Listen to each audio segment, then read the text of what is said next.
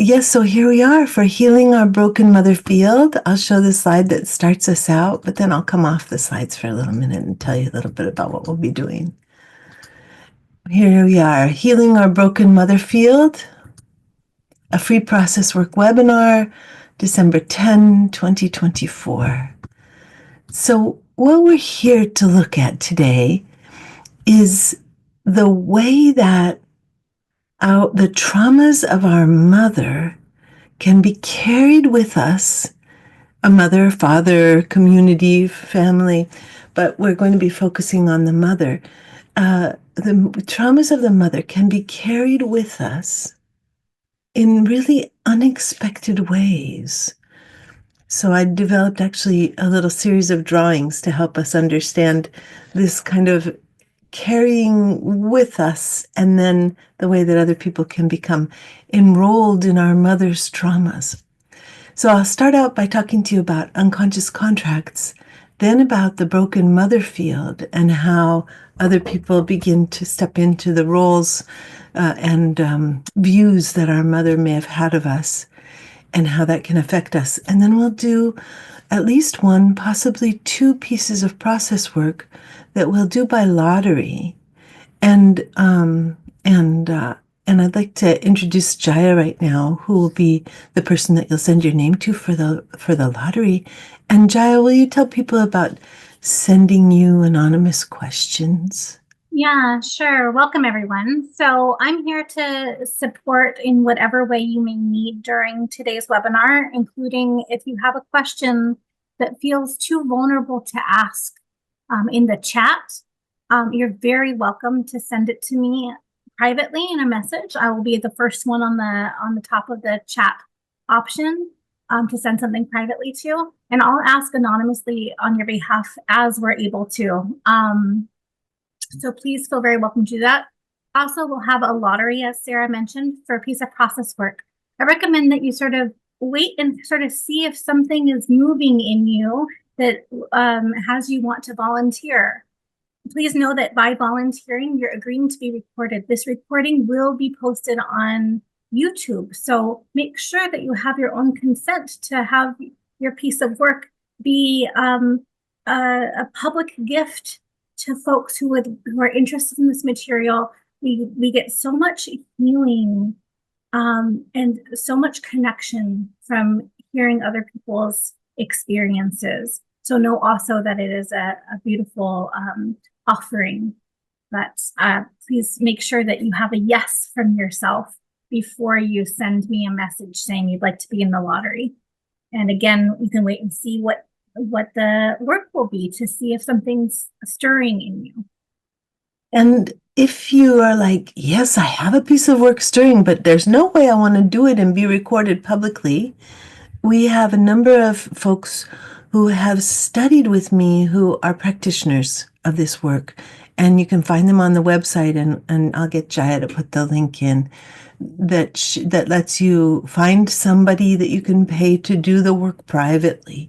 So that there's the option, you have the option of, like, this is not your only chance to do broken mother field work. This is an amazing chance to give a gift to the community, but privacy is also really important. And I'm also going to put the link to other events, so you can also join classes and be able to do this kind of learning and work with us in classes where the demos are more private because they're only for the people enrolled in the class and not beyond that as well. And we also have wonderful assistants on all of the calls. And I'll put that link here in just a moment. Thank you very much, Jaya. So now I'll dive into talking to you about the contracts and then about the broken mother field. So each of us carry within us a powerful interrelational field. It's like an internalized relationship that we always have with us between ourselves and our mothers. Now, this is kind of an intense thing to learn that epigeneticist Moshe Zhif says, that our mothers are in every cell of our prefrontal cortex. You're like, okay, that's like 5 mothers, right?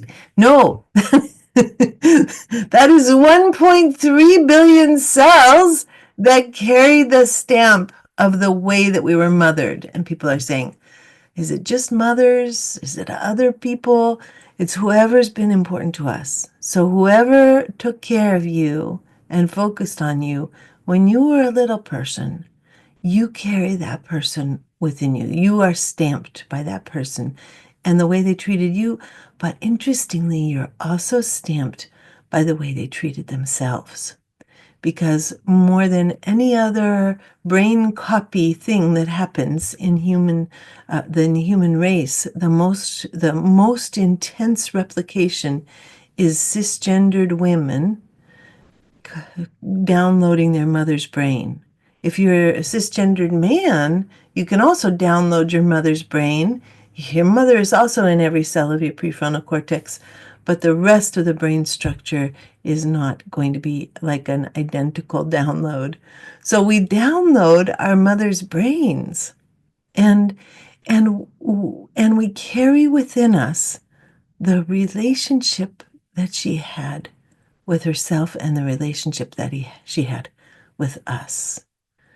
So we'll get to take a look at this in more detail as we go.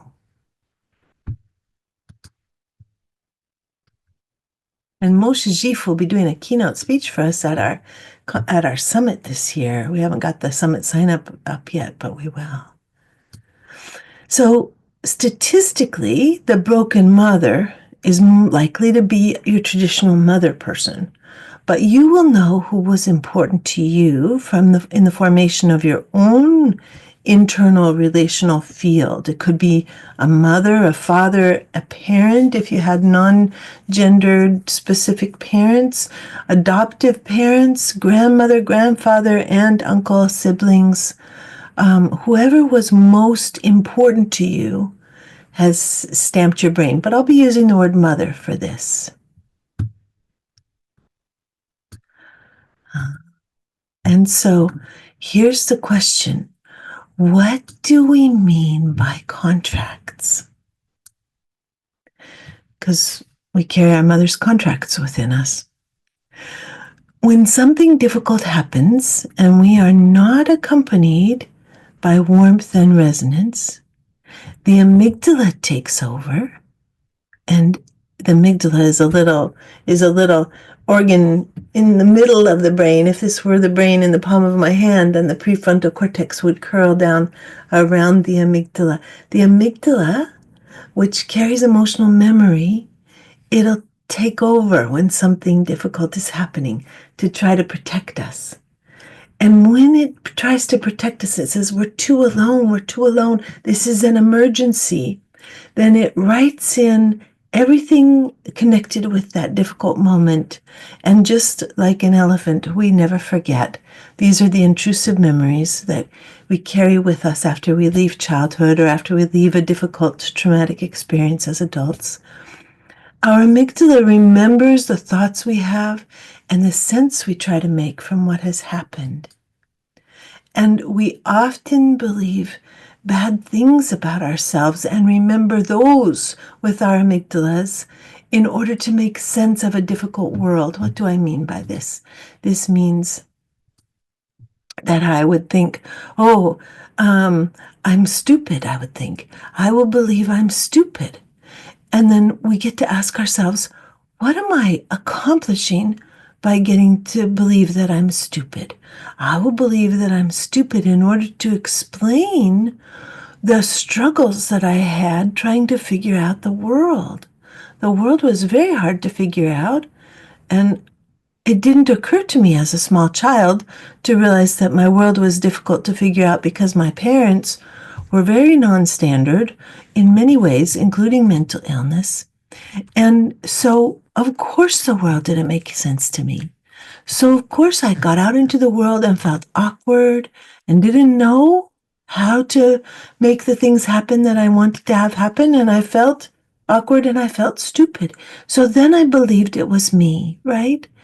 We believe that it's us. And then we have a little contract to believe that it's us. Because if I believe that I'm stupid, then I can prevent myself from having a heartache and disappointment, from hoping that I'll find an easy way to be in the world, and from my hopes being dashed. So contracts protect us from our dashed hopes, from our broken hearts, from our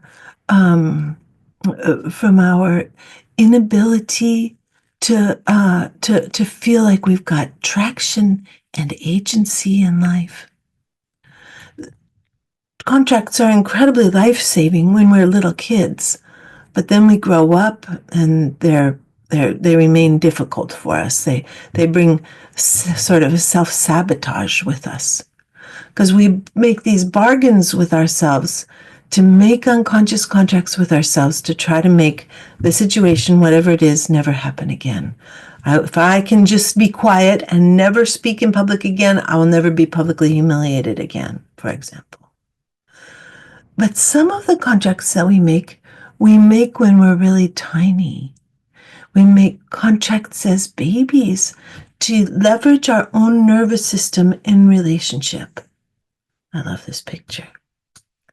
We learn that if we can be happy, we can make our mothers happy. We learn that if we cry, we can bring our mother into relationship. Maybe she'll pay attention to us. We may also learn that if we cry, she'll turn away from us, and so we'll stop crying at all. We can learn that we can become angry and bring our mother out of dissociation. And then for the rest of our lives, we'll find ourselves getting angry when people are fuzzed out or faded out or distracted or dissociated. And we'll go around and we'll think that we're an angry person. But no, we just have a very strong contract that tells us that if we can do this thing, we can bring people we care about to life. So if you have any conviction or story that you are any particular way, that you are angry, that you are melancholy, that you are depressed, that you are sad, that you are always afraid, if you have a sense that you're always disconnected and you can't get connected with life, all of these things are contracts that you have made to see yourself in a certain way, to understand and explain early nervous system contracts that stabilized your mom or stabilized your family. So these stories that we tell about ourselves are not true stories, but they're stories that tell a truth about what worked when we were in infancy.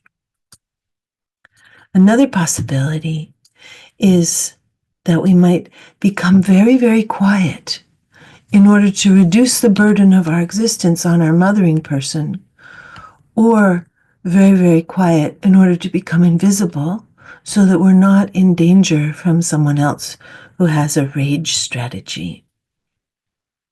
We may even have a contract not to express, or we can have contracts not even to exist in order to keep the family from blowing up, or to explain to ourselves why nobody ever saw us. So with these contracts, we're meeting very deep needs, but they often turn into self-sabotaging behaviors when we grow up and we're still trying to survive those early childhood days. We can come out of our early childhood and have this, I will never let anyone know I'm sad. I will never let anyone see me cry. I know that this is one that I still notice, that I feel really uncomfortable if anybody sees me cry, and I really anticipate that all connection will be lost. And I can even feel it. I started to feel it when I was studying facial expressions, because my facial expression recognition was so bad. And if your facial expression recognition is so bad, What that means is that somebody probably had a scary or dead or frozen face when you were little, and so you couldn't look at their face. If we're little kids and we're looking at a frozen face, it's very upsetting. So we actually will learn not to look, and we'll actually also turn off a part of our brain called the fusiform gyrus that helps us to recognize people's faces and to recognize facial expressions. So because my mom had a mental illness, she had a scary face. It was better not to look at her. So I came out of childhood without really being able to decode people's faces. And what I noticed when I started to study facial expressions, what you can do, you can get little programs online and learn micro expressions. I noticed that when I was sad, my mouth would almost writhe, like it would want to go down in the sad mouth face, but it wouldn't want to go down at the same time, and it would be trying to smile even though I was crying, and I would feel this kind of funny ripple in my mouth. And this is a very early contract. And somebody today in another class asked, what do you mean we make contracts when we're babies? We don't have words when we're babies. It's true. When we're babies, we make behavioral rules and predictions about what we should do with our emotions. By the age of 4 months, the research of Beatrice Beebe, and maybe somebody could put Beatrice Beebe's name into the chat. The research of Beatrice Beebe shows that by the age of 4 months, a baby has limited their facial expression vocabulary to what their mother can easily reflect. So if our mothers were not able to say, oh, of course you're angry, if our mothers instead would be frightened of our anger, we would learn not to make angry faces. These kinds of things. Or if our mother always turned away when we were sad, we would try to learn to smile even though we're sad. So these are the things that can happen with babies, is that they make nonverbal rules for themselves. And what we then get to do as adults now is start to recognize them and put words to them. And when we put words to things that have previously been buried very deep in the brain, in our pattern-making area, in our behavioral memory area, is we can start to change them. And it will surprise us. We'll feel things happening in our body as we begin to work with these contracts.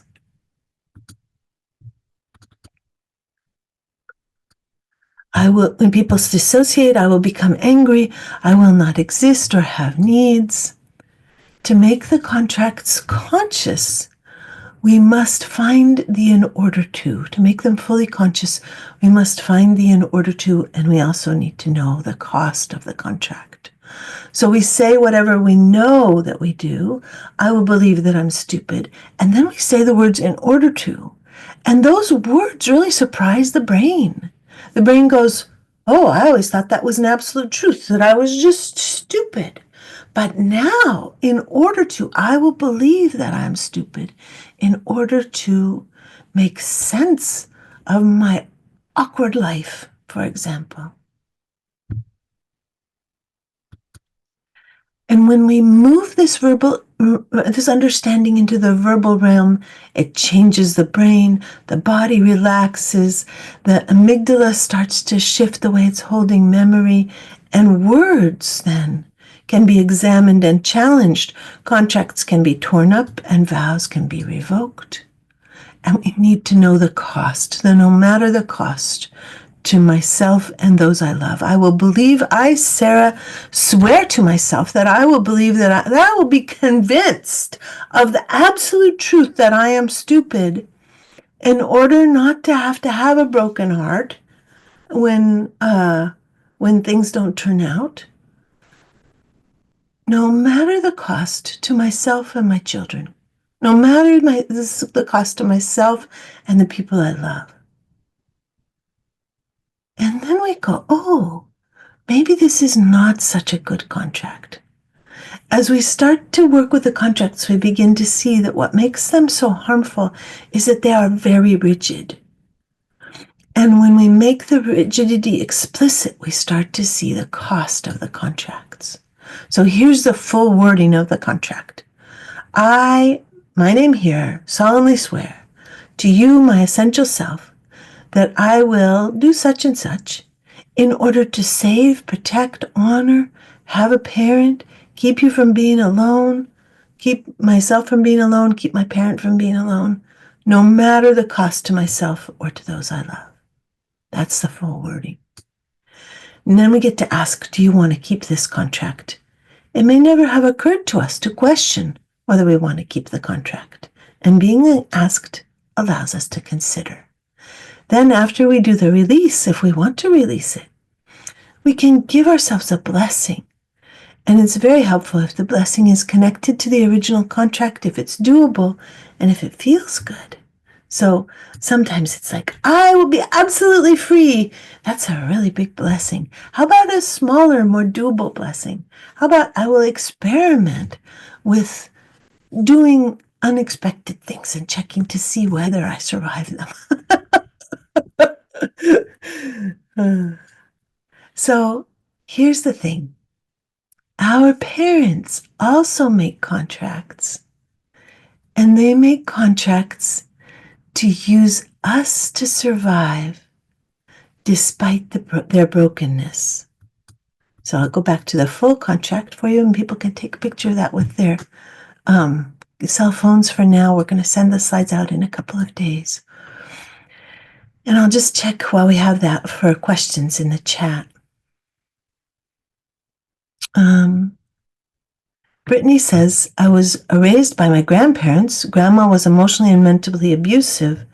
More so as I got older, she'd get super angry and or depressed and lock herself in her room for days. And then just have a tender, tender heart, Brittany, understanding what happened for you. And Lucy writes, I realize I'm confused by the word broken. Was my mother broken, imperfect, or my relationship with her, or the relationship with me broken? Can you clarify, please? So we'll talk about this more, but the broken mother field are the places where our mother was wounded and had her own contracts that prevented her from really seeing us. And often this comes from trauma. This always comes from trauma, really. Jaya, yes. Yeah. Someone was wondering, and I imagine multiple people were, if our father was our primary caregiver, or if sometimes our father was and sometimes our mother was, depending on circumstances, how does that shift our brains? Well, it means that we'll shift our brains in response to the patterning that we have with each parent. So a mom, a biological mom especially, has a bit of an advantage because of those 9 months in the womb that the biological father doesn't get to have in the same way. So often we're stamped by our mom, even if she didn't do much taking care of us after the birth. And we get to kind of explore for ourselves what's true, what feels right, because one contract will be very clearly connected to a mom, and one contract will be very clearly connected to a dad, and one contract will be very clearly connected to a sibling. So we can begin to experiment with this as we learn the process. Maybe that person can let Jaya know whether that was a helpful response or if there's an expansion of that question. And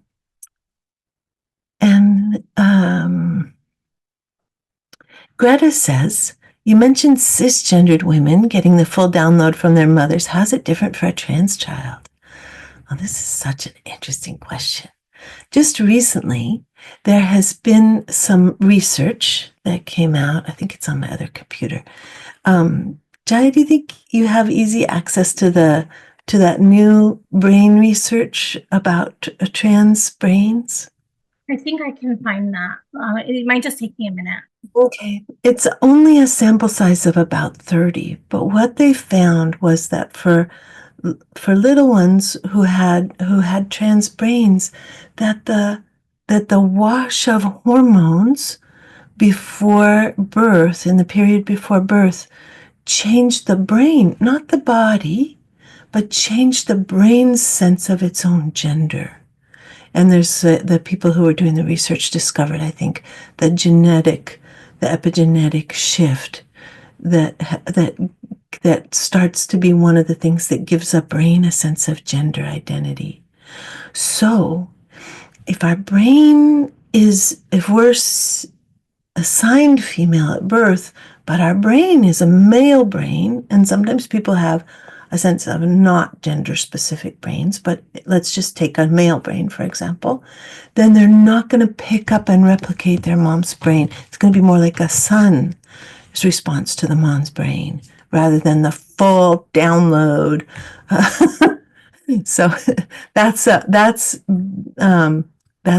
based on this. That's my answer based on this research article that we may be able to find for you. And Bonnie says, for some reason, I'm not clearly understanding both this contract and how to identify one's own. Yeah, let's go on and see if I can make that a little clearer. And Suzanne says, how do we cultivate positive qualities as well as trauma history for full healing? The blessing brings the cultivation of positive qualities, as you'll see as we begin to go through the demos. And Volkmar says, how do you see a difference, if any, between our contracts to our core beliefs? I think core beliefs are one subset of contracts. They're a very large subset of contracts, but there can be other contracts that are not necessarily core beliefs. And Kate, I see you here. I know I sent you that article. If you have the Jai's having trouble finding the link. If you find it, you could post it for us. And Georgia from New Zealand writes, my daughter was adopted at 30 months, 2 years plus. Her birth mother left when she was a day old, so deep mother wounds. She's almost 18 now. Georgia, this brings me tears. Our relationship is very broken, though. Though we were very connected until she was around 15, a marriage breakup did not help. I'm here to repair my relationship with my daughter. Thank you, Georgia. I'll keep that in mind. And at the very end, please bring that question back up again, because it's not in the general flow of today's webinar, but I think I'll be able to answer more effectively at the end.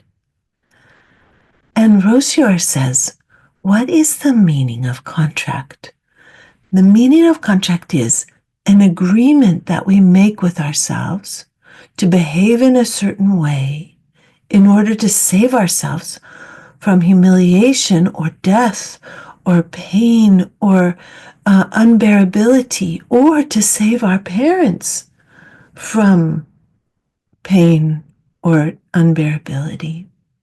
An agreement we make with ourselves. We could call it a contract. We could call it a promise. We could call it an agreement. But in some way, it's deep in the brain. It's like a set of rules that we try to live by. Rosier, please let me know if that was helpful. And Roella writes, my daughter died by suicide. Israela, I'm so sorry and sad to hear that. My own son died of suicide by alcohol, and he was the reason that I started this work, was in the hopes that we could save more people. So my heart totally goes out to you.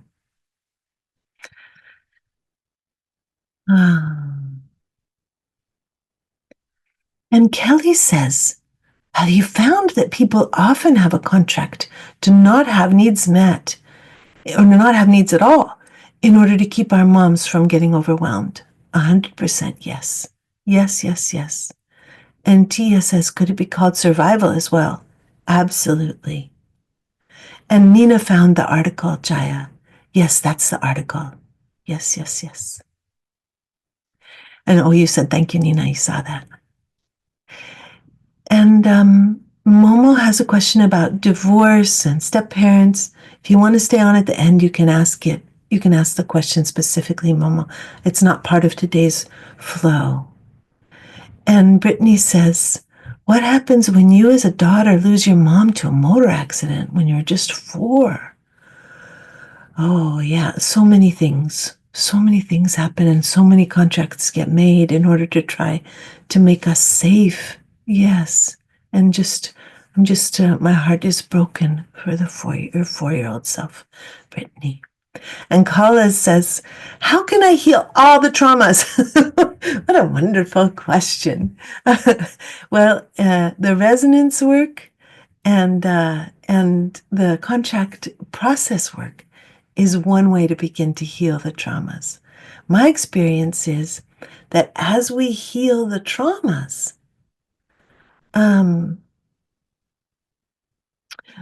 we just become more and more in touch with the world, the pain of the world.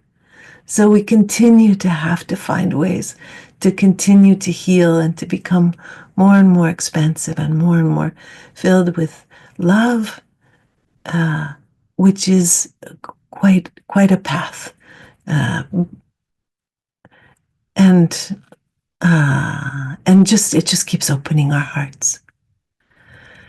Sarah, I went ahead and put in the other article as well. That was the one that you sent directly. Oh, good. Thank you so much. From 2020. Yeah, thank you very much. Okay, so now there are more specific questions, but we won't answer those specific questions. If you have a specific question for yourself, stay on the end and we'll see what we can do to answer. But right now we'll go back to the slides. Now we'll talk about how the contracts, not only how our parents have contracts about us, about how they see us, about how they use us, but other people then step into those contracts and we start to experience these weird repeating patterns of being scapegoated or being blamed or being dismissed, or of people acting very strangely in relationship to us. And so let's just take a look at what I have prepared here and see how we do. So bubbles of unhealed trauma create the broken mother field, or the internalization of the ways that our mothers used us that then get to be put out and then carried by others. So when we're working with the broken mother field, we have to ask ourselves, what broke our mother? For a moment, we step out of ourselves and into her. Sorry, my thing is in the way. We step out of ourselves and into her, feeling the way that she used a certain story about us to keep going despite her brokenness. And I chose a picture of kids that says the bad kids. The bad kids are the kids who are carrying the way that their mothers saw them. And so here are some of the ways that parents see their children. The ones on the left are negative views. The ones on the right are positive views. Negative views tend to lead to low self-esteem, mental illness, all kinds of things. Positive views tend to lead to parentification and or to narcissism, to the experience of just living within a bubble. Narcissism is a word that sometimes people really dislike and has been used against people. Here, I'll stop and explain narcissism and parentification, and then we'll look at the list. People often have had the experience of being called narcissistic, which is very unpleasant. So, what I'm trying to describe by using this word is the state that people get into when they're the golden child. And when they grow up and they just have to believe that they're golden, and it doesn't permit them to really have a real relationship with anyone else, which is very difficult for a child. If you have a parent who's lost in their own goldenness and cannot be in any way in relationship with you. So that's what I mean by narcissism. And then parentification is when a parent makes a child their parent. So the parent says to the child, take care of me. I'm helpless. I need you. And the child begins very early. We see this at age 3, that by age 3, the parent is already having the child take care of them instead of them taking care of the child. And so in these cases, these are some of the ways that people see their children, and we'll go through the list now. Adrian asks, will we have access to the slides or recording? Absolutely. That'll be out probably 3 or 4, those will be out probably 3 or 4 days after the recording, after the actual live experience here. So I will see my child as lazy, inert, sullen. I will see my child as awkward and graceless. I will see my child as incompetent and irresponsible. I will see my child as unintelligent, as unlikable, as emotionally balanced, erratic, hysterical, angry, mean, deserving of punishment, responsible for the family pain, tainted, toxic, spoiled. Also, I didn't put this on the list, but manipulative, controlling. So if we believe any of those things about ourselves, our parent had a contract, parent or sibling, had a contract to see us this way. And we're carrying that contract with us. And this process that we'll be doing is meant to help release some of this pressure.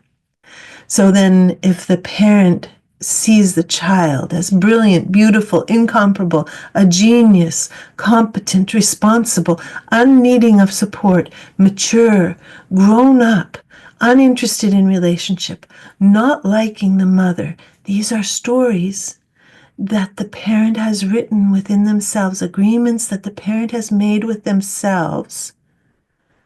And then the child starts to carry these contracts with themselves. So now we'll stop. There are some very interesting questions here about this process. Attention seeking is a big one that Marcel writes, that parents say that a child is seeking attention. That's a story that a parent has about a child. It's not the truth. Children, that's like saying, my child is seeking food. We need attention in order to survive. It's like saying, my child eats food. Yes, your child eats food. Yes, your child needs attention, of course. Okay. Sam writes, my mom is still like a child. Parentification, absolutely. Paula writes, brutal truths. I can really relate to being seen like this by my mother and characterized this way by others. And Susan says, do these categories ever cross over? For example, the parent sees the child as bad, but still expects them to parent. Absolutely. Cameron writes, when a child undergoes parentification, is it highly likely for that child to behave similarly when they have their own child, or do they overparent their own child? It can go either way. Just depends on sort of chance more than anything in some ways. And what if a parent sees the child in both ways? Absolutely something that happens. then we just get to release more contracts. Somebody asked earlier, how many contracts are there? Hundreds, thousands. We just work with whatever's limiting us, that we find that's limiting us in the moment. Contract work becomes one of the steady supports and tools that we have to look at ourselves and hold ourselves with compassion and find release. And Lauren says, what happens if it's not a static or fixed experience? For example, both my parents were parentifying me, and my father was an alcoholic narcissist, but he was also authoritative and controlling. So it was a constant dance between I am the child and I am the parent. It just means we have more contracts to work with. And and Nancy asked a similar question. So you guys, if it's mixed in the columns, just means there's more contracts to work with. And Carrie says, so if the parent sees the golden child, what is the parent holding or not holding for themselves? It's specific to the parent, as you'll start to discover. What if your parent, so there's more mixed, yes, we've answered these questions. Could these contracts agreements also be called projections? Sort of, but not exactly. We'll talk about that in just a moment. Yeah, so I'm just going to scan down. The healthier way is to see the child without a story. Yeah. Do all mothers do this? To some extent, all mothers do this. And what about when it flips? Then we just have more contracts. I'm hoping this is making sense, this idea that, it's just more contracts. Jaya, go ahead and ask your question. Yeah, someone wonders, what if the child had a mother who saw them one way and a father that saw them through the other eyes? More contracts, just more contracts. It's the same answer. Yeah. And Ginger said, my mom said I made her feel inadequate. Is that a contract? Absolutely. Okay. So now we'll go on.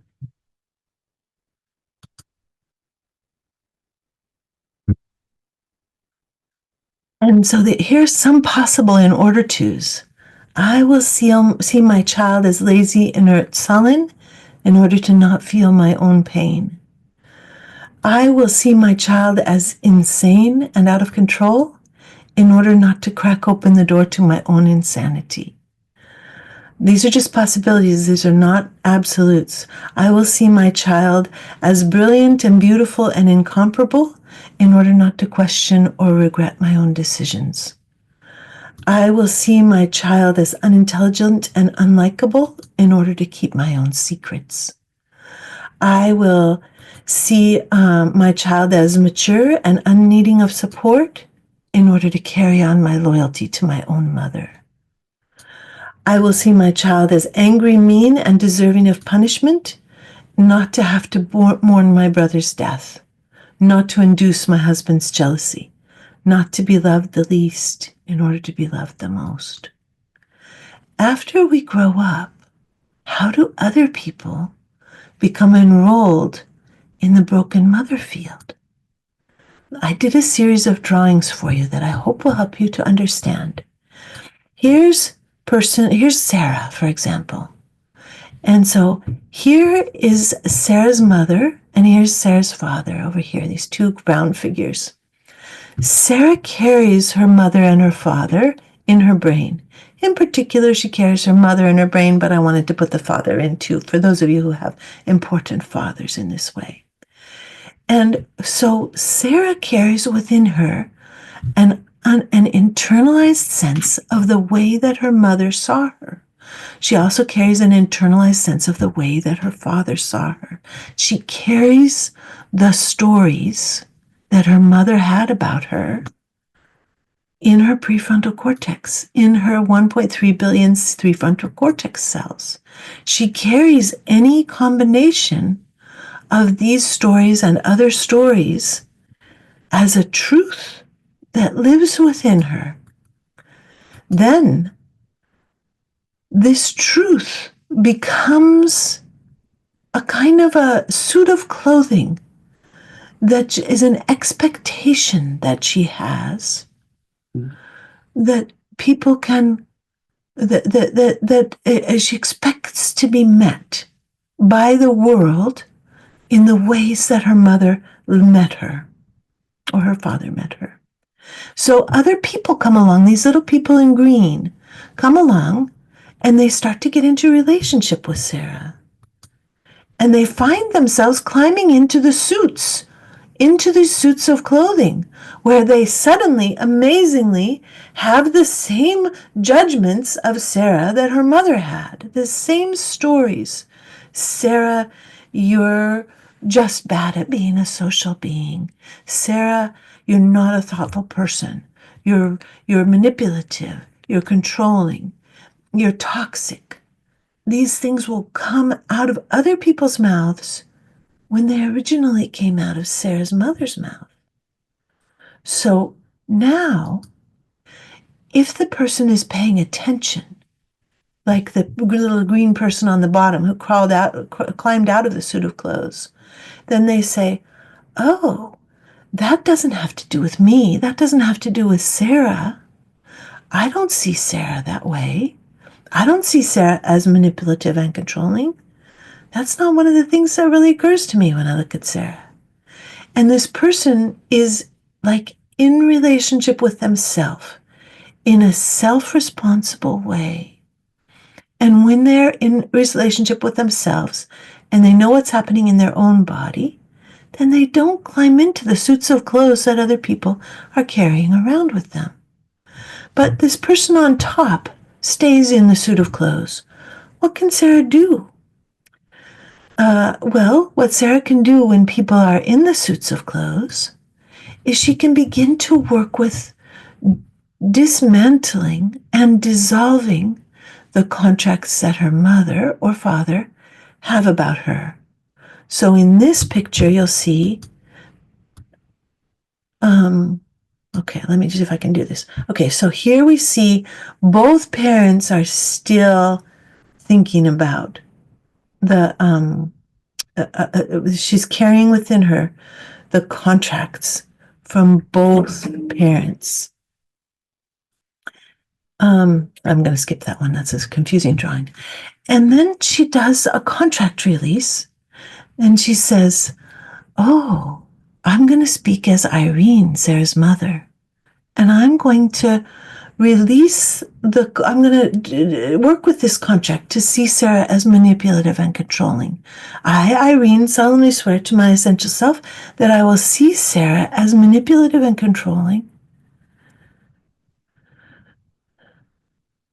in order to, and then I feel with my body, I'm sort of becoming my mother. We get to become our mothers because our mothers are in every cell of our prefrontal cortex.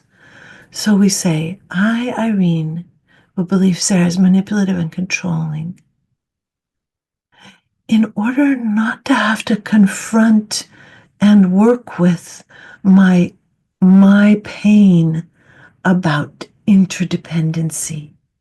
I cannot bear my daughter's dependency upon me. And I cannot bear her movements into competency.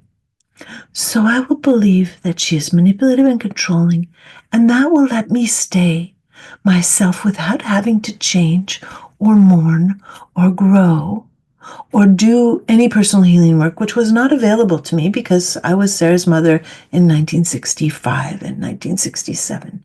None of this information about the brain was known then. And so then we ask Sarah's mother, Irene, do you want to keep this contract? And Irene says, no, since I'm dead now, I don't need this contract anymore. I release myself from this contract. I revoke this vow. And instead, I give myself the blessing to see Sarah as warmly curious and as intensely interested in and exploring people and why they do things. I give myself this blessing, and then this contract gets erased, and this person gets suddenly freed from the conviction that Sarah's manipulative and controlling. It's quite an interesting thing that starts to happen as we walk through the world without these suits of clothes that we're carrying around us. Now, we can do the same thing with the father's contracts. Let's say there are different contracts that are father's contracts. And those suits of clothes will disappear as well. And then what happens is we've started to upgrade the internalized mother and the internalized father. And so it's almost like we get to have a mother 2.0. We get to change the way that our brains are predicting that people will meet us. Now, somebody asked, is this like projections? And in the concept of projections, you don't really ever see this movement here, where the person also has responsibility not to climb into the suit of clothing, but to actually see Sarah or whoever they're looking at as a whole being. So, this is a text version of how does this happen. Our mother is in every cell of our prefrontal cortex. When people focus on us, their brains start to synchronize with our brain patterns. So that's how they climb into the clothes. If they are not self-connected, they start to synchronize with whatever we still carry of our mother's brokenness, including the way that our mothers treated themselves and treated us. And this includes judgment, dissociation, blame, wanting to control, and the flip sides, adoration, adulation, dissociation, abdication of responsibility, which are part of parentification and the narcissism complex. So now here's this interesting question. Who tends to get caught in our broken mother field? The people that get caught in our broken mother field are in some way in a similar position to the mother. So anyone who has more power than we have and who is paying attention to us without really paying attention at all.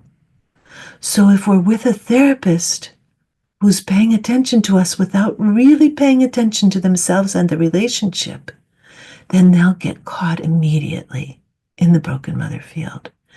Therapists, body workers, teachers, doctors and nurses, facilitators and group leaders, pastors, priests, ministers, nuns, monks, mentors, if I said body workers, constellation facilitators, employers, managers, and sometimes friends, neighbors, partners, children, and other family members, if the other person has a little more power and they're paying attention without really having attention to themselves and their relationships. I'm going to come to the questions in just a moment. If the power holder is operating without conscious awareness, the relational field created when attention is turned to the client tends to replicate the relationship the client had with their mother.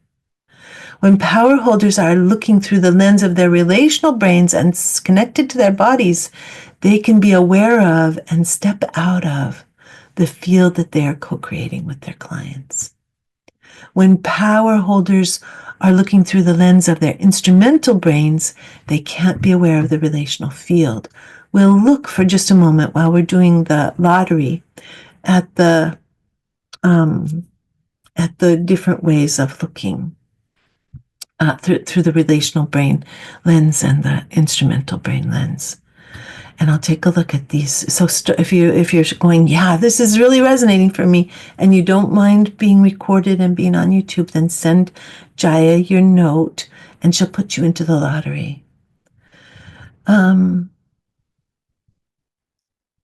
Leah writes, I'm really appreciating hearing the experience of people who had both. I feel less alone. And Donna writes, by grieving whenever the memories come up, by forgiving the things he had done that left me in a love-hate relationship. Yes. Brigitte says, what if a parent did both praise and shame? Two different kinds of contracts. Fred writes, being seen as brilliant and wonderful showed up for me as standards to be lived up to and a burden. Susan says, are there good contracts for us? There are good blessings for us. We always want the blessings rather than the contracts. The contracts are rigid and don't allow for exploration and expansion. And as Jaya writes, the final line is no matter the cost to myself, so they have a rigidity to them. And releasing them gives us so much more freedom, creativity, and choice about how we respond. And Eddie says, can a mother have a contract to be alienated from everyone? Absolutely. And Greg says, do you feel that contracts are made after meaning making, or is it part of the same process? I think they're made before meaning making, and sometimes alongside meaning making, depending on what age we are. So like a baby's making contracts, but they're not connected to meaning because the baby's brain doesn't really do meaning yet. It just does, oh, this is a good thing to do. Oh, this is not a good thing to do. And then as we get older, we make the meaning. So the meaning making comes with the age of our brain, Greg. And John Farrell writes, contracts are like roles we agree to play as needed, depending on what the parent represents. Yes. And MM says, you said the healthiest way to see a child is without a story. Would you be willing to say more about this, please?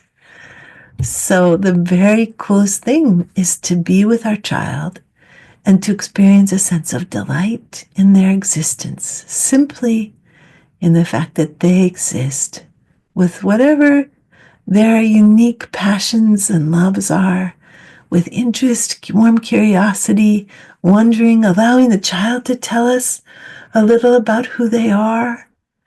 And if we notice that we start to think, oh, my child is selfish, oh, my child is manipulative, oh, my child is toxic, oh, my child is a bad kid, oh, I don't matter to my child, then we go, oh, here's my broken mother field contract showing up. Here's me being a broken mother and having a contract about my child. And then Pooja has a question for later. And then Marcel says, I will see my child as a genius in order to carry on the loyalty to my mother. Absolutely. And John writes, to us in a given situation, is that a good summation? Yes, John, that was a lovely summation. And Carla says, do adult children sometimes put on these clothes? Yes, it's possible. If we are parentified, then we're holding the more power in the situation, and we can climb into our mother's clothes, into the clothes that our mother is carrying of her mother. Absolutely. Abby, I'm so glad this sketches make sense. I had my fingers crossed. Heidi says, what happens if you're the chosen child, then you're kicked out? Yes, lots of confusion and pain. And lots of contracts. And then let's just see if there's anything. Oh, good. I'm glad, Jennifer, that it's starting to make sense. And Chris says, this helps me understand why authority figures always see me as not needing any help. Yes, yes, yes, yes. And Joanne says, yeah, so a dead parent's contract can be released by us examining it. Yes, yes, it's wonderful. Yes. All right. Jaya, have we got our first person yet? Not quite yet. I'm still adding folks. All names to go. So if you don't hear back from me, I'm going to go ahead and add you. I was answering people, but there's so many that I'm just going to go ahead and add you. And then I'll just know that you're in if you sent me something. I'm at. Oh, Kintri, I'm moved by your note here. Susan says, aha moment, I was a foster parent. My social worker supervisor became my mother. I became a bad parent. Susan, that brings me to tears. And Joel says, if somebody has a brain injury severe enough for them to have a personality change, do our relationships with our traumas change as well? Yes, they do. And V says, can the mother field suit be transferred from the mother to person B, as opposed from us to person B. Oh, goodness. This sounds horrifying. V, a friend spent time with my mom a few weeks ago and came over to visit with a ton of distortions about me. I felt befuddled hearing them. They seemed so random, not activated or triggered so much of a sense of, that's interesting. I wonder why he thinks that. Now I'm wondering if they're in me still, or perhaps I've released them and that's why they didn't resonate. That's a very interesting question. I imagine that you have a good sense. It sounds like maybe you've released them and they didn't resonate. That's so cool. And yes, of course they can pick up. That would be just a different kind of transfer of energy. That's not exactly what we're talking about, but a loyalty that your friend had to your mother that was connected to a loyalty that they had to their mother, probably. And Lauren says, is it possible to heal the broken mother wound by taking action in the moment with the power holder who is co-creating, repeating the pattern with you in the present day? It's, in my experience, it doesn't do much to take action in the present moment. In my experience, letting go of the contract does more. These can be, depending on how broken our mothers are, these fields are very powerful. So you can't just say, hey, you, get out of my mom's clothes. It doesn't generally work. But you can try. And if you find a really good way to do it, then tell me, because I would like to know too. My mother was not present when I was a baby, but I had a nanny who took loving care of me for a number of years. Can a caregiver provide the attunement if not coming from our parent? Absolutely. Elaine says, what is a good contract? There aren't good contracts. There are good blessings. But all contracts are good in that they saved our lives at some point. So it's sort of the timing of the contract rather than yeah. Valerie says, how does thinking about a child in positive terms such as competent become a negative thing? Well, if my child is, somebody raise your hand be willing to be my pretend child for me to talk about you. Andy raised a child. So raise a hand.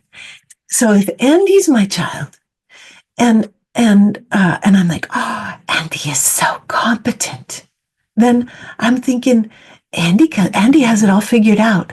Andy doesn't need me. Andy is perfectly fine all by themselves. Andy is a glorious example of humanity, and I don't have to do a thing. I don't have to even think about Andy because Andy is competent and Andy will take care of everything, possibly even me. Valerie, that takes us in that direction of how thinking of a child in positive terms, such as competent, becomes a negative thing. And then another way that this happens is something that Anasuya brings. It makes the child think that they are better than everyone else and that no one else matters or even exists. Others exist to be used by the narcissist. This goes beyond competent. Competent has its own particular thing that's connected more to parentification. But if the child is glorious and the parent is worshiping their child, the child can do no wrong. The child is never brought to responsibility for anything they do because everything that they do is perfect. And the child then is receiving this gaze. And I love what Alice Miller says about receiving our parents' gaze. She says, she's the author of Drama of the Gifted Child. She says that it's like when we're with a child with our parent and they can only see us in a particular way. It's like we're in a dark room and they're holding a flashlight. And the only time that they see us is if we stand exactly in their flashlight beam. And when we're in their flashlight beam, they can see us. But if we divert from the way they see us in any way, then all of a sudden we become invisible. And that then can trap us in a certain, rigid story. And Jaya writes, often it leaves us not knowing our inherent value if we're having a difficult time. We can suppress our truth or our challenges, which leads to lots of struggles. It can also leave us not seen as whole. Yeah. And Odile writes, is delight and warm curiosity way of looking at child the same as looking at other adults, a sign of no broken mother field, or vice versa? Yeah. If we can look at people with delight and warm curiosity, then we're not stepping into the broken mother field. And Susan says, would contracts made in the pre-verbal be expressed in body sensations only? For example, sadness, anger, etc. They'll be expressed in felt sense, which is, yes, body sensations and emotions mixed together, and some cognition too. All right. And so Kala says, what contracts can I give to my children to be really happy with themselves? You want to give them blessings rather than contracts. um, and yeah, and then there's like more questions. Jaya, how are we doing on the Okay, let me just add one more person who just let me know. And then, okay. Zachary H came out of the lottery. Wonderful. Zachary, would you raise your Zoom hand? I've got him. I'm just Okay. for them. I'm not sure what their pronoun is. I'm just going to change their number. Oh, or their name. They have their phone number in their name, but it doesn't seem to be changeable. So we'll just hope they're okay with that. Okay. All right. Here we go. Hello to Zachary H. How are you? Hello. Thank you. It's good to be here. Oh, it's good to meet you. You too. Well, what has really been resonating for you so far? Uh, um, just so many layers of confusion in my life with my mom because like I sent to Jaya, my older sister would physically and verbally abuse my mother in my presence for years. And then after my sister would leave, my mom would come to me. It started when I was like 8 years old. And my mother would come to me and yell at me, scream at me that why didn't I rescue her from my sister, my much older and much stronger sister. So I felt very confused and emasculated and guilt. And my mother would guilt me. She basically made me like her brother / spouse, and that I had to devote most of my time to being with her because she had no one else my whole childhood. And how is it with adult women as a grown person now? Yeah, adult women. I'm actually typically drawn to adult women who seem to need to be rescued or need help, which is very difficult because I don't want to be the rescuer. But at the same time, I feel this, oh, well, I know how to talk to them. I know what they need. I know how to listen. I'm a good listener, very empathetic. But then like with my wife of 17 years, it's been a very, very kind of great, but also frustrating experience because I literally rescued her from the life that she was living, which is great, but it's not exactly fulfilling for me. And it's also very triggering for me many times because I have to continue to rescue her and reassure her. Uh-huh. So now what we get to do is we get to start by you stepping into your mom. And what's your mom's first name? Janet. Janet. So we'll just invite her because she's in your prefrontal cortex. She's in every cell of your prefrontal cortex. So you know her, you carry her with you. So you get to respond as her for me. And I get to say, Janet, do you have a contract to see Zachary as your hero, as your rescuer, as your protector? What does she say? She says, he's all I have.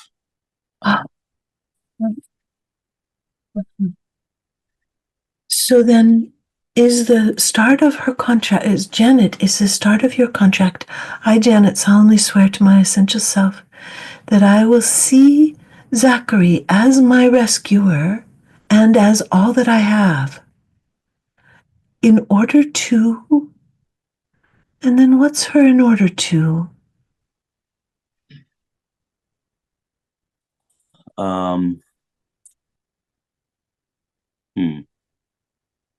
I guess in order to not be completely alone, In order to not be completely alone. in order to have someone that I can lean on who understands me, because no one else does. Mm. Mm. Or no one else will. Mm. Okay. No matter the cost to Zachary. Will you say those words for me, Janet? Say, no matter the cost to Zachary. No matter the cost to Zachary. And now we get to see if you can find your mom's essential self, her central, sort of untraumatized, her soul, the part of her that was not destroyed by her life. Can you find that kind of flicker of her soul being? Yes. And if I say, essential self of Janet, did you hear the contract that you made to see Zachary as your hero and as all that you had? Yes. How do you feel about that contract? I feel awful. Would you please tell Janet, Janet, I release you from this contract. Janet, I release you from this contract. And I revoke this vow. And I revoke this vow. And instead, I give you my blessing to see Zachary as. And instead, I give you my blessing to see Zachary as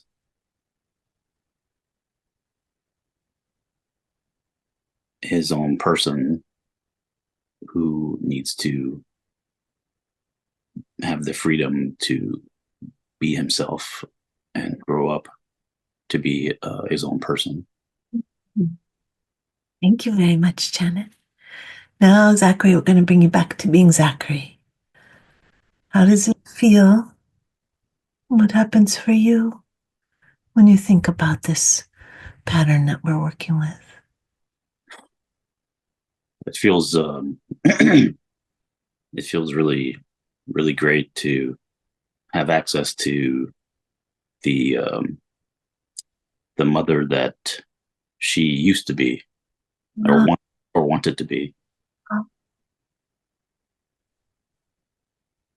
Yeah, because when I was very young, she wasn't like that. It developed into that. Oh, it's nice to remember her. Yeah, yeah. And so now, just like we're going to imagine that you're driving past a woman whose car's tire is blown by the side of the road. You stop. How does your body do? As you just of course, you're going to help, but we want to know if you get drawn into the hero role still. What happens when you imagine it? I feel more like I'll do what I can but it's yeah, I don't feel the same. I don't feel the same like gravitational pull that I can't get away from. Oh, beautiful. Wonderful. Wonderful. So I'll just say this other piece of the work that can happen.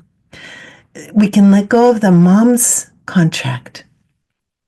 There can also be a contract that we have that would sound something like, I, Zachary, solemnly swear to my essential self to be my mom's hero Hmm. in order to keep her from being left completely alone and abandoned in a difficult world, no matter the cost to myself. And we can just check with you and see if you feel like you still have that one. Or if the other piece, the work that we did, dissolved it, because the first piece can dissolve the second one. Yeah, I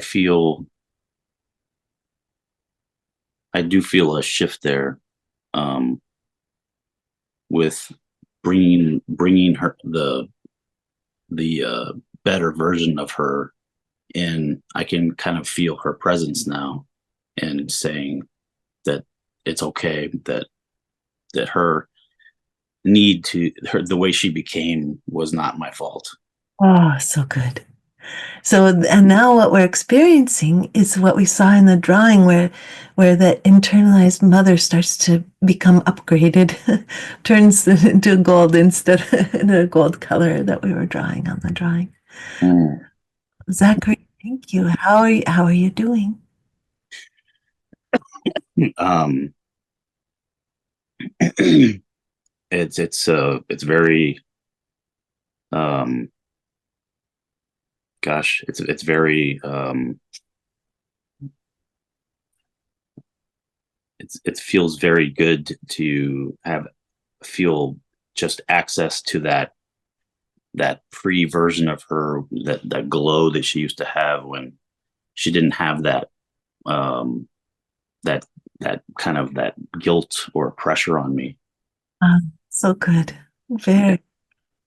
Is it all right if we let people write a need met or a gift received that they got from you doing this for us? Is that all Yes. right? And I'll read some of them to you. So just if the folks, so I'm going to write down something. If you are willing to, please in the chat say something that touched you or a gift that you received from Zachary being willing to share with us. Donna writes, needs met for honesty and sharing. Mayor writes, needs met for courage. Ranjitha writes, needs met for hope and the gift of knowing that healing is possible. Phoenix writes, Zachary inspiring, appreciate your vulnerability. Nushin says, shared reality and relief. Lauren says, shared experience. Nina says, hope, hope, hope, hope. For in beautiful transformation of an old relationship. Anne writes, courage and inspiration. Lauren writes, vulnerability. Sarita writes, needs met for hope that we and our mothers can heal.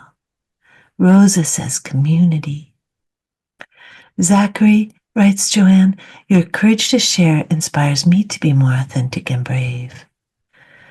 Heidi writes, hope. Catherine Revoir writes, needs met for disentanglement. Bonnie writes, brings tears to my eyes. Met a need to see you be vulnerable and willing to share your real experience. And then there are many more needs met and gifts received that I'll let you read on your own, Zachary. Thank you very much. Thank you very much. So now what we'll do is we'll just take a moment for me to show you the process, and then we'll see what kind of questions there are.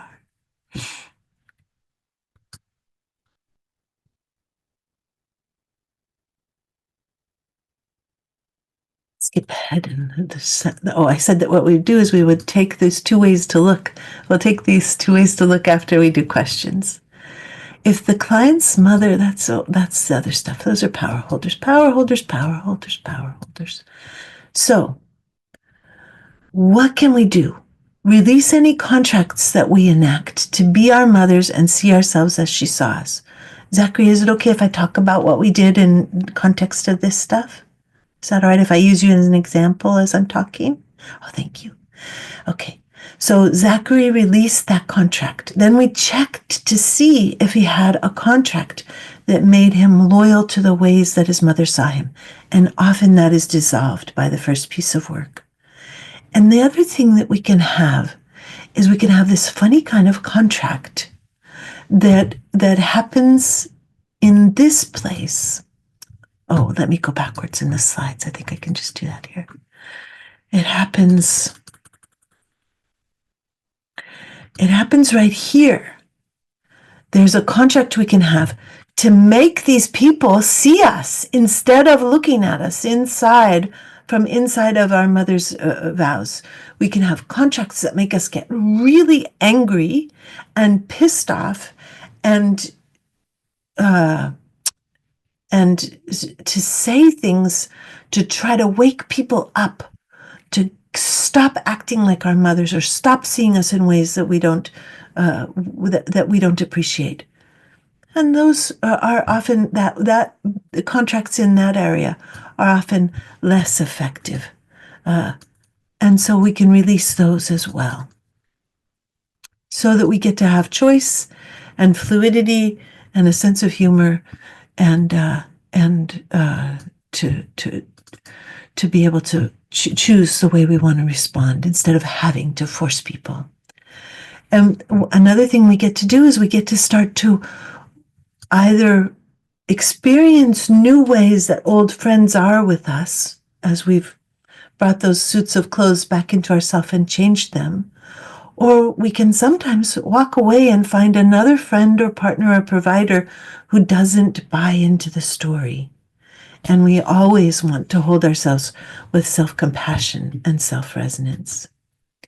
And there's this slide that I'll leave open for a moment because it'll be a couple days before you receive the slides. So here I'm just making it so that you can take pictures of the whole process that we did with Zachary. So you can have it right away if you'd like it. Or do a screenshot. Yeah.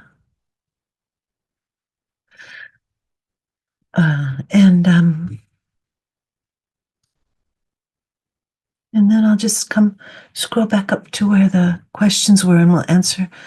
We'll see if there are any questions about the process itself.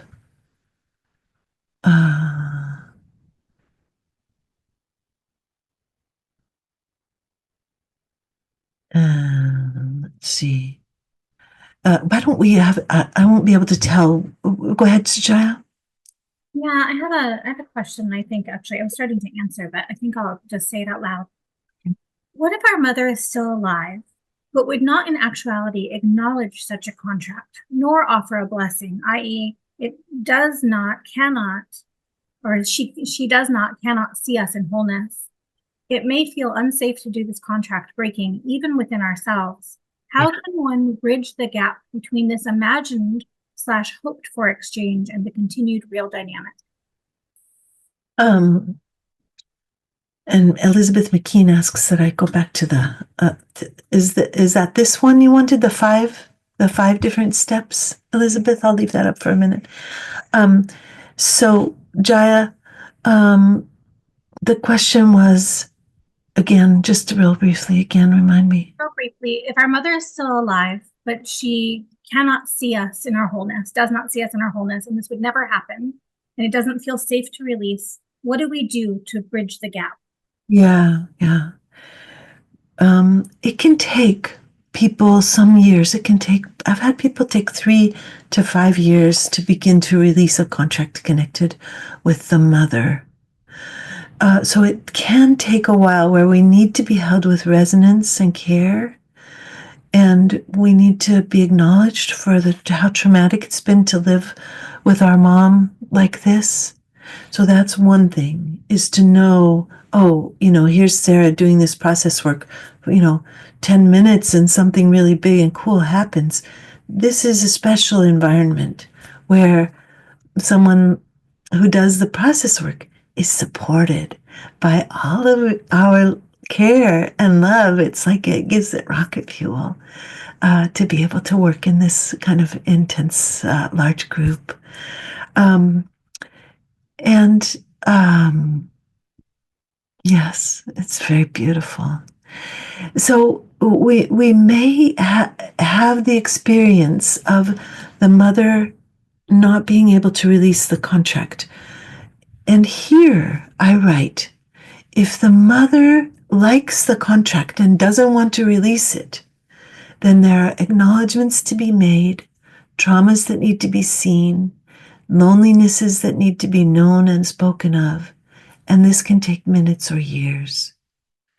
So there are pieces of work that can happen to help us to begin to find. It's like what we're doing is we're finding the true mother, the mother's true self. Now, some of us have a sense that our mother does not have a true self, in which case, this is not the process. If that's true, we want to come here and not worry about the contracts we enact to be our mothers and see ourselves as she saw us. Instead, we want to work with ourselves to release any contracts we have that make us loyal to the ways that our mothers see us. And this can take us a very long way toward healing. Maybe that person can let you know, Jaya, how I did. Sure. They can just send me a private message and let me know if that was supportive. I have a question from someone else. Would you like me to go to that? Yeah, let's do that. And then let's pull another name out of the lottery. Or so someone says, my biggest struggle is something that happened in infancy that I don't remember or have access to, but it still has absolutely led to contracts. What do we do? We work with the felt sense of the memory. We work with what it feels like to think about childhood or infancy. And we do resonance and time travel to that little one based on what happens in our body. We don't have to know anything about what happened in our childhood in order to be able to work with it effectively. We can just work with it by working with the body sensations when we begin to think about ourselves as a baby, for example.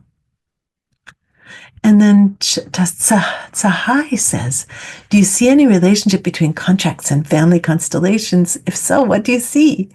Okay, a number of things. First of all, this work comes out of Hellinger's early work. When Bert Hellinger, the developer of family constellations, this German guy, started to create family constellations, he did a lot verbally. And he worked with the idea that people were doing things no matter the cost to themselves. He didn't ever work with a contract release process. He just had them sort of see the error of their ways by realizing that they were doing it no matter the cost. And then Stephen Hausner wrote a beautiful book, Even If It Costs Me My Life. He does constellation work in Europe, also German. This book is published in English and it's beautiful. He's a naturopath and works with health issues and the way that people make contracts that then end up impacting their health. I was the one who brought the contract work and integrated it with neuroscience and wrote the book, the Your Resonant Self Workbook, which is an entire book about the contract process with lots of exercises and ways to think about the contracts that we have. So this is the Your Resonant Self Workbook. And then another way that constellations are a part of this, Zai, is with the work that comes if the mother says no. Then it becomes, in a way, it becomes constellation work. If the mother says, no, I want to keep this contract, then we're in the world of constellation work. I'm also a constellation facilitator for those of you who, I do the three legs of the stool are neuroscience, resonant language, and constellations. And Mona writes, could this process be done with a mother, grandmother, or other caregiver who was the mother figure, primary caregiver, when the biological mother wasn't available. Absolutely. We'd do it with anyone who was important to us. Yeah. And Deborah says, can this process work be done in groups? Absolutely. We're doing it in groups right now. Susan says, what if you don't know the in order to for the mother? That's when it can be sweet to be working with somebody else who also kind of feels into the mother and makes some proposals. Sometimes when someone else makes some proposals, it helps us to hone in on what the words might be. And Ilana writes, as a follow-up to that recent question, if we do this work and successfully release ourselves, I would expect it to change our behavior with our real-life mother. I would imagine acting differently outside the contract she still expects might not be well received. What recommendations do you have? My experience is that my mother, who's dead now, but wasn't dead before I started to do some of this, that it was a relief for her, but that she really, she had a mental illness that made it difficult for her to track that she was my mother. So she became even less connected to me as I did the releases. So all different kinds of things will happen, and the recommendations would be really individual, depending on the situation. And Jennifer writes, my own mother and father, along with family members, may not, because the contract serves a function to keep secrets safe and say we are loved, and internal family systems and empathy circles helps. That's good. That's good. Abby writes, it would be such an amazing, impossible, possible dream guest to do the BMF process with my own mother. And Susan says, I was told that releasing ourselves from contracts have nothing to do with the parent. It's our job. What do you think about this? Yes, it is our job to upgrade our internalized mother. We have full sovereignty of our own brains. And as we begin to go, yep, my mom stamped me, then we get to work with our moms and change our internalized sense of our mothers. It's quite a lovely thing. Linda says, what about reconciliation? Reconciliation can happen. It doesn't necessarily happen. And Jennifer writes, what a blessing to realize that my mother may not have had access to a true self, and I realized probably her mother before her. Yes, yes. Thanks for putting the title in. Yeah. And Jennifer says, can I do constellation work on my own? No, we can't do it on our own, but we can do contract work on our own. So that's nice. Jaya, who's our next person? Yeah, is Donna still on the call? Yes. Okay, wonderful. Hello to Donna. Donna, what's resonating for you in what we're talking about tonight?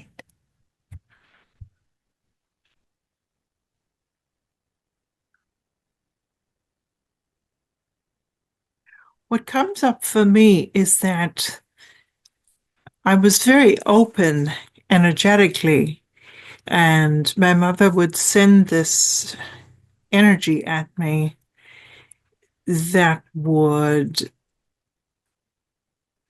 fill me with a negative vibration and make me feel like I didn't exist. I was overwhelmed by her. What's your mom's first name? Pam. Pam? So would her contract be, I, Pam, solemnly swear to my essential self that I will not let Donna exist for me. Is that what her contract was? I think overpower. I, Pam, solemnly swear to my essential self that I will overpower Donna and obliterate her and erase her and dismiss her, or just overpower? I think overpower. Uh-huh. That I will overpower Donna in order to, what does Pam say? Subjugate her. So that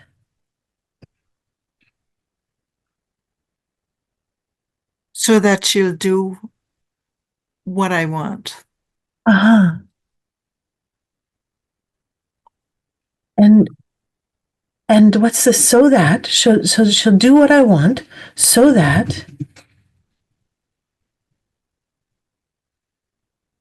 So that I completely control her.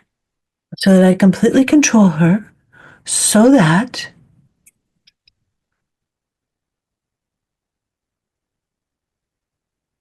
So that she doesn't exist. she doesn't exist. And then I will be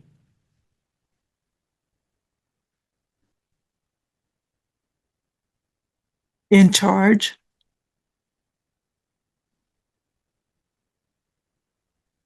Oh, you mean me? no, I'm still talking for Pam. We're still talking for Pam. She will be. What does she get if you don't exist? Total power and control. And what does she get if she has total power and control? How does it save her from her childhood? Did she have no power and control in her own childhood? She used to tell me that her mother would always get in the way when she was having a good moment with her father, that her mother resented that a lot and stopped that interchange. So is it, I will overpower Donna in order to subjugate her so that she doesn't exist, so that no one can interfere with my father's love for me. Wow.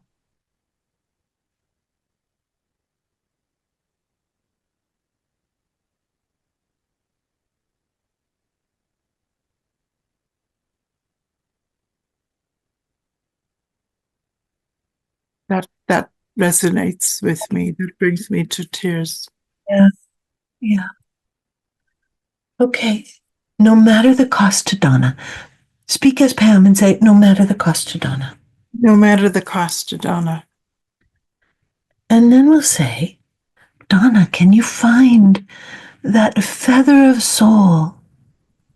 Can you find your mother's essential self? Can you find what she would have been if she had not been traumatized?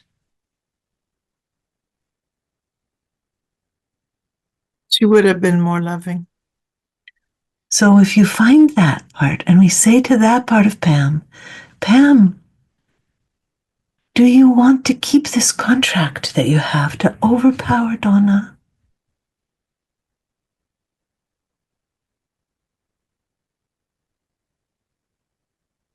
No. Okay. Please say, Pam, I release you from this contract. Pam, I release you from this contract. And I revoke this vow. And I revoke this vow. And instead, I give you my blessing to see Donna as. And instead, I give you my blessing to see Donna as whole and complete in herself. Thank you very much, Pam. And we'll let Pam go. And we'll say, Donna, how are you doing? It's the first time I've really felt compassion for her about this. Oh, I feel lighter, but also closer to her because I understand something about her that I never knew. thank you very much, Donna, for doing this with us. Wow. And is it all right if we get people to say needs met and gifts received in the chat? Sure. Okay. So,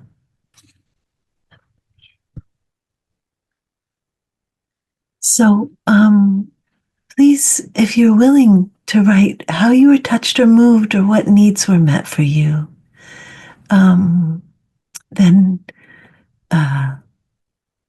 then I'll read them aloud. I'll read the needs met aloud. Is that okay, Donna, that I read them aloud? Yes. Annie writes, needs met for persistence. Angela writes, beauty and tenderness. Tia writes, clarification and reconciliation. Ranjitha writes, tenderness. Phoenix, joy, ear to ear grinning at your freedom. Marguerite, I too see my mother more compassionately. Rosior, I perceived love from Donna to her mom. Shirley writes, my need was met that I can forgive my mother. Claudia writes, needs met for insight, understanding, empathy. Serafina, mutuality. Georgia, hope. Karen B, understanding and healing. Dean, courage and vulnerability in action. Momo, sweetness and self-love. Margaret, similar contracts with my mother. Catherine, tenderness and compassion. Portia, hope that I can see my mother with true compassion. Cassidy, resonance, compassion, and tenderness. Pooja, thank you, Donna, for seeing the good in your mother. Julie, witnessing humanity. And there are many more that I'll let you read on your own, Donna. Thank you so much for doing this with us. Thank you. So now we'll do special question projects for people who are like, but. And the first person I'd like to kind of call on is Susan Healed, who says, I feel like I can't even find my own essential self, let alone my mother's. So, Susan, do you want to come? Do you want to speak aloud, or does it feel too private? Because you'll be on the recording if you come off and speak. So let me know what you'd like to do.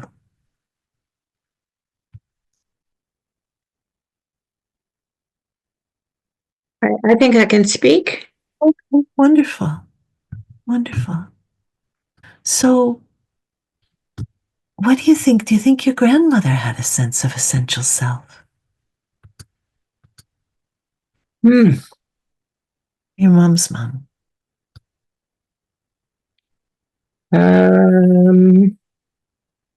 Yeah, possibly. um, Probably more than my mother. Yeah.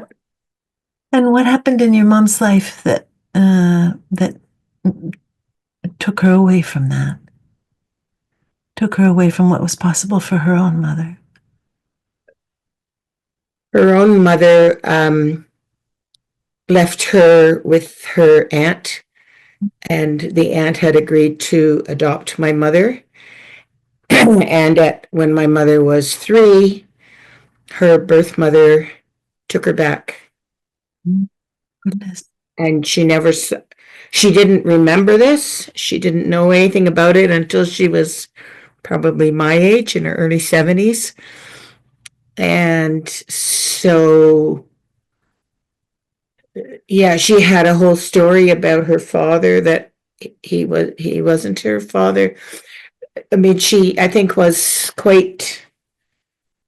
And then she was raised by her grandparents, because even though her mother took her back, her mother was really all about finding a new husband and her own pleasure. And so didn't parent her. Okay, so the first thing I want to know is, do you have a contract not to have an essential self in order to accompany your mom?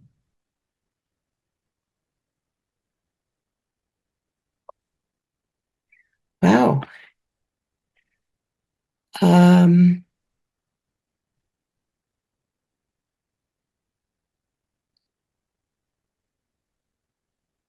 Possibly.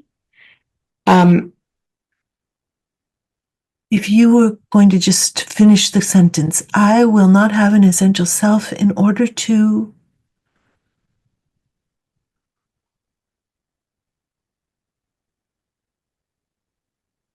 Not have it beaten down.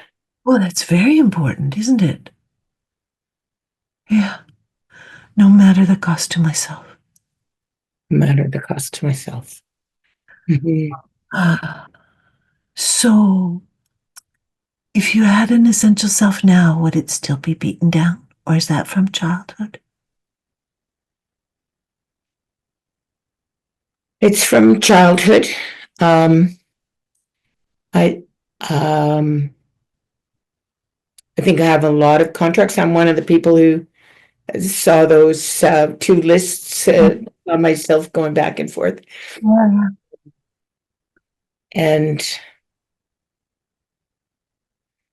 But my mother died a year ago, and so I have been feeling better since. Oh, I've been feeling like oh, I can be oh, somebody. I don't know who yet, but somebody who's not going to be beaten down. oh. So would you like to release this contract then? Oh, that'd be good. Uh-huh. Yeah. So see if it's okay to say, Susan, I release you from this contract. Sorry, this is the contract to not have an essential self. Right. Susan, I release you from this contract. And I revoke this vow. And I revoke this vow. Instead, I give you my blessing. Instead, I give you my blessing. What kind of blessing are you going to give Susan?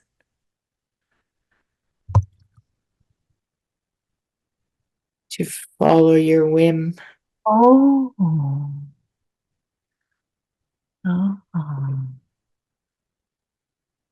To follow your whim and to explore the possibility that your whim will let you know your essential self more fully.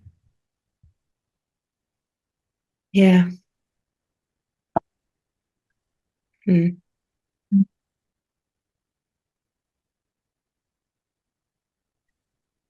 How is it? How's your body do? If it's okay to ask, I have like a little bit of joy across my collarbones. There is joy. I also, 6 months after my mother died, as I was following my bliss, my whim, I got bucked off my horse and broke my back and was diagnosed with a progressive autoimmune Oh, that came to light at that time.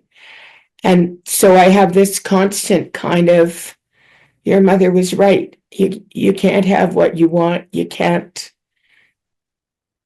be your person, be yeah. your, and so I'm still kind of working on that piece, that the things I want are very physical. The things I feel would help me find that essential self are very physical. They're very outdoors and outside, and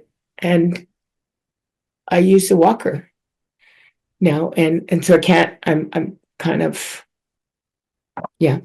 Mm. So there's joy, and there's also sadness that somehow. A mourning for aging, for the way the body takes these blows and hits.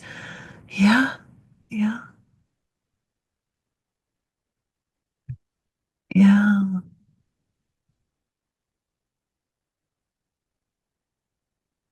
And when you're trying to move, where does it hurt the most?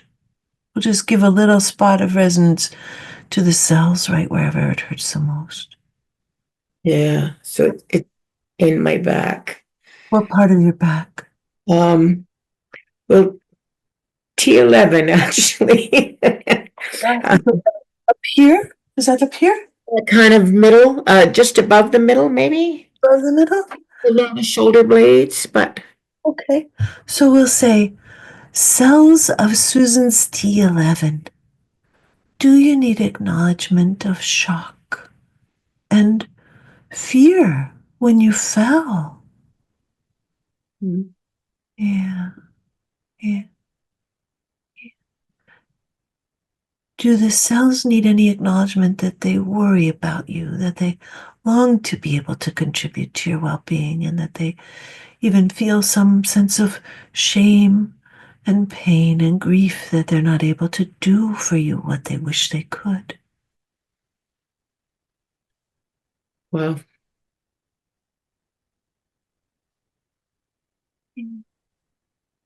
well, yeah. Just tell me what you notice with the sensation back there. If there's any last thing they want us to know or understand or guess for them. Maybe that they're grieving too. Oh, that they're grieving too.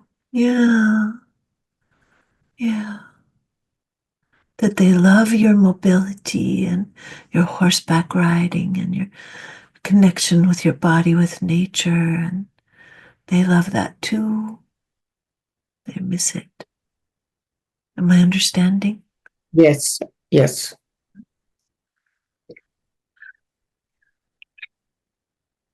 Mm. Oh, thank you, Susan. Thank you.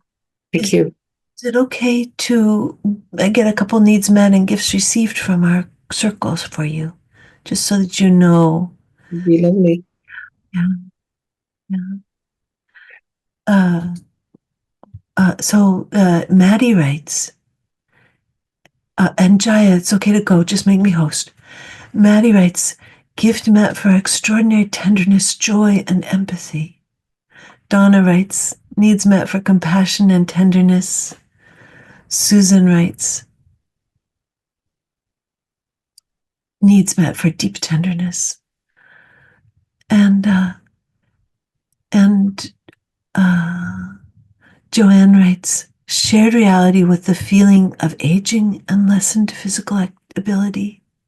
Kindry says, gift received of resonance with the body down to the level of the cells. Sam writes, I see you, Susan. Lesson writes, thank you. Pooja writes, needs met for following my own whim. Selena says, compassionate listening and witnessing. MK, gift received of a conversation with cells in parts of the body that have been shocked by injury. Cells are dancing, happy being seen.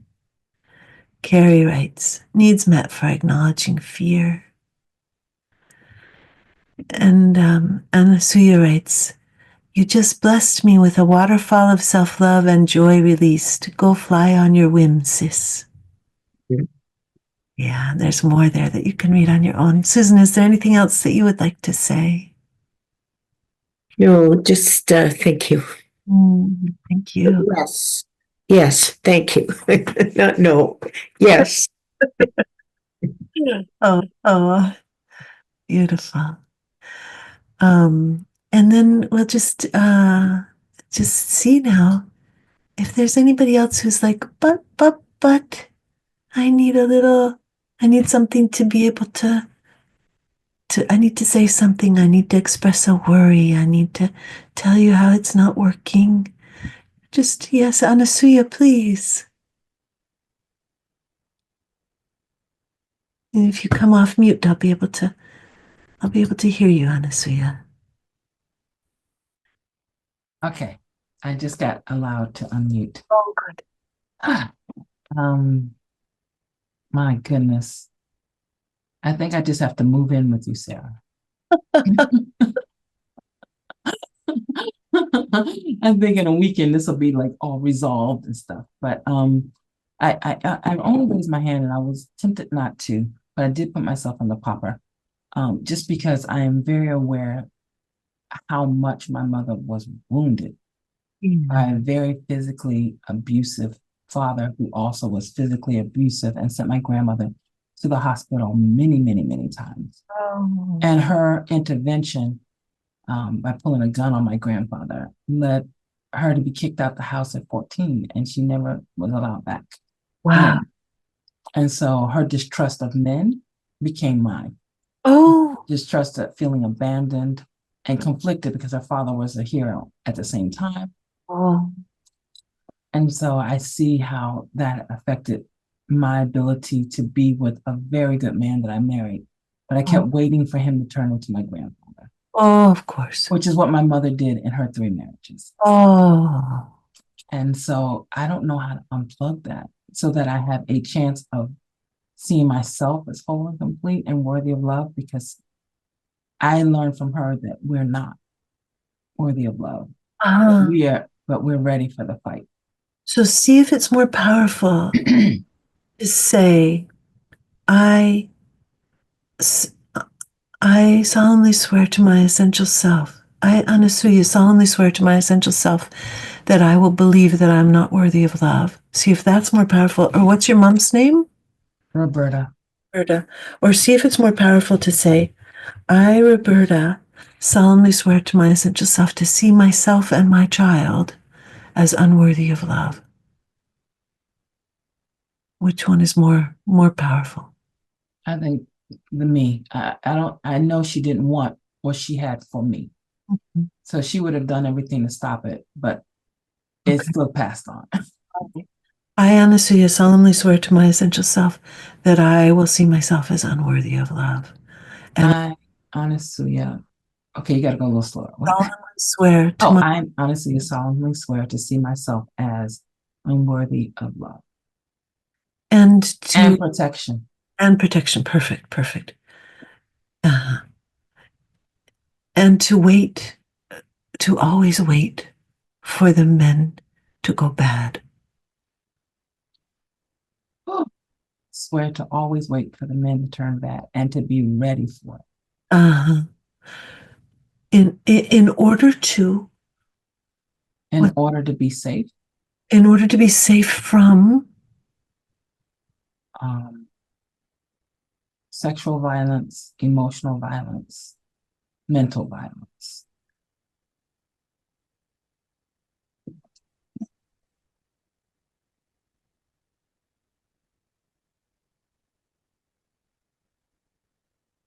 is there also and to be strong as my mother was.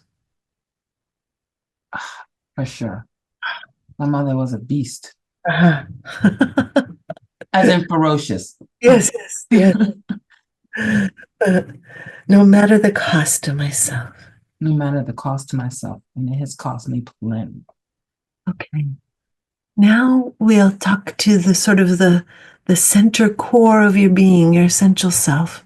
And we'll say, essential self of Anasuya, Essential self of Anasuya. to hear this vow that Anasuya made. To hear this vow that Anasuya made. Did you hear it? Am I supposed to say what I heard? Yes, as your essential self, speaking as your essential self.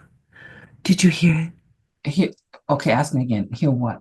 Essential self of Anasuya, did you hear the vow that Anasuya made to believe that she was unworthy of love and that she must always wait to be able to protect herself because she's not worthy of protection?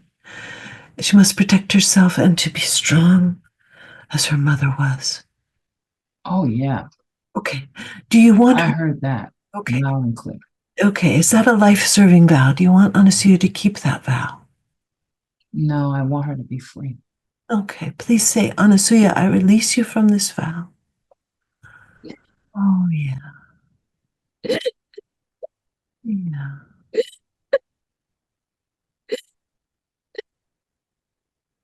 Oh, yes.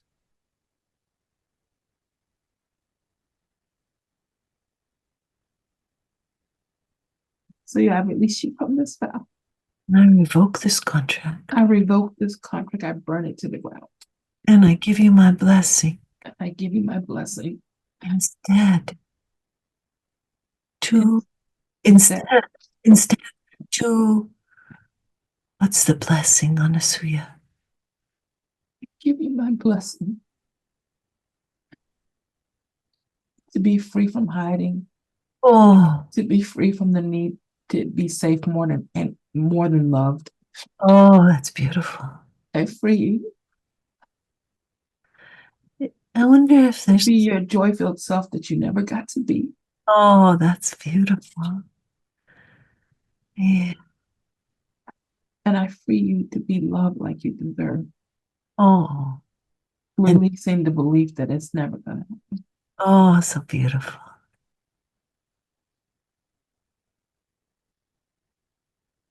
How are you doing? My head's on fire. Yeah, Good. Literally, there's flames in my Yeah, head. I'm that so is hot. very good. Let it go through. Let it just move on out. You've been Contacts on fire. you've been keeping the rage in your body to protect you, and it's moving out. It's that. Oh, the rage has come out in so many physical illnesses Oh yeah, yeah, yeah. because I wasn't allowed to get mad. I wasn't allowed to be angry. I wasn't allowed to. My goal was to be invisible, Oh yeah. so that any way that I'm not being exactly as she trained me to be was not noticed. You know, I was basically her Estella to Lady Havisham. Right. And it feels a little bit different in this moment. Yeah. Oh, good. Oh, good. Let me read you some of these needs met, gifts received here. Yeah, that contract is gone. Oh, good. Oh, oh, good. So lots of people sending you love. Phoenix writes, freedom. You go, Anasuya. Michelle writes, to be free from the need to be safe, more than love. Tia says, love to you. Samsung says, thank you for sharing. And says, what a powerful demonstration, a gift of release. Maria, beauty in your release. Dean, tenderness and healing. Nance, honoring Anasuya for moving at the speed of her emotions, for asking what she needs and asking Sarah to slow down or repeat or clarify. Odile says, need met and gift received for shared reality, for gently releasing painful contracts, being kind and loving. Abby writes, emancipation, healing, integration, inspiration, gifts received of restoration and bringing back power and balance. And Donna says, witnessing forgiveness and finding freedom and being visible. April says, freedom to be joyful. Leah says, lots of resonance for the great expectations metaphor. Mhm. And then there's more that you can read yourself, Anasuya, but is there anything else that you'd like to say before we transition? Just amazed that I could be free of this. I have been trying to be free of this my whole fucking life. Oh, yeah. I've done every program, every kind of session, every kind of process to just cut these cords. It reminds me of how you work on a jar lid and you work on the jar lid and you work on the jar lid. You hand it to somebody else and you work so hard that they touch it and it opens. It's all the work you've done before. Yes, I'm moving in. Oh, Just for all those other contracts. I'll get your address later. wonderful to be with you, Anasuya. Thank you so much. What a gift. Oh. You are a gift. You're a gift and a blessing. And this work is a gift and a blessing. And everybody here, we're all blessed. And we bless you back. Oh, Thank you. Anasuya. And I see that there are other folks who have their hands up. We're out of time now, so we'll say thank you very much for being here, and then just if if Suzanne or Layla or Rosa, if you need to write to me, just write to me and tell me so that you're not alone with whatever, or the other person who had their hand up, not alone with whatever caused you to raise your hand. Write to help@sarahpayton.com. All right, my darlings, it was wonderful to be with you all. If you'd like to come off mute and say goodbye, I'd love to hear your voices.